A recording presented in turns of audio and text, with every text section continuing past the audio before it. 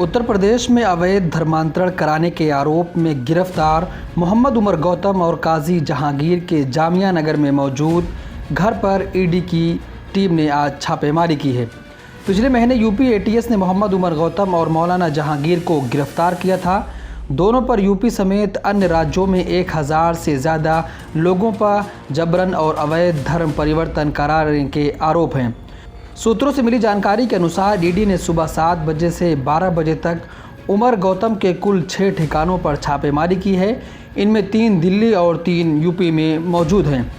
आरोप है कि इसके बदले में इन दोनों के पास पाकिस्तान के साथ साथ तुर्की और अरब के दूसरे इस्लामिक संगठनों से पैसा पहुंचता था। धर्मांतरण के बदले इनके बैंक खातों में ज़्यादातर पैसे चंदे के रूप में भेजे गए थे। ईडी इसकी जांच कर रही है। इसी सिलसिले में ईडी के अफसरों ने उमर गौतम के जामिया में मौजूद फ्लैट में छापा मारा है। उमर गौतम और काजी जहांगीर के मामले में मीडिया ट्रायल के खिलाफ इलाहाबाद हाई कोर्ट ने फैसला सुरक्षित रख लिया है। अदालत मीडिया को नियंत्रित भी कर सकती है। जबरन धर्म परिवर्तन के आरोप में गिरफ्तार उमर गौतम और काजी जहांगीर के खिलाफ चल रहे मीडिया ट्रायल पर रोक लगाने के लिए 2 दिन पहले 30 जून को इलाहाबाद हाई कोर्ट में एक रट याचिका दायर की गई थी, जिस पर सुनवाई करते हुए अदालत ने अपना फैसला सुरक्षित रख लिया है। मिलत टाइम्स से बात करते हुए यूनाइटेड अगेंस्ट हेट के अध्यक्ष नदीम खान ने कहा कि उमर गौतम और काजी जहांगीर ने कुछ भी गलत या अवैध नहीं किया है।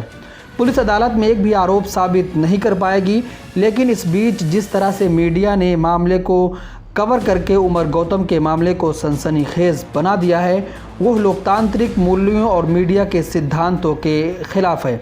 इसलिए इसे रोकने के लिए इलाहाबाद हाई कोर्ट में एक रट याचिका दायर की गई थी।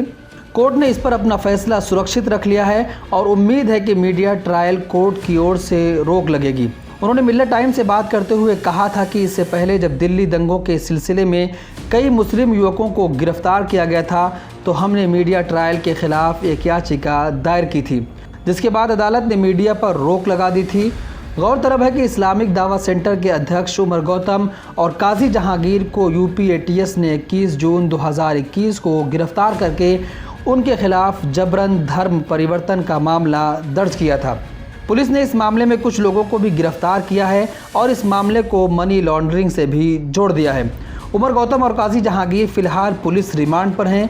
इस बीच आईडीसी से दस्तावेज बनाने वाले बड़ी संख्या में नए मुसलमानों ने आगे आकर उमर गौतम पर लगे आरोपों का खंडन किया है।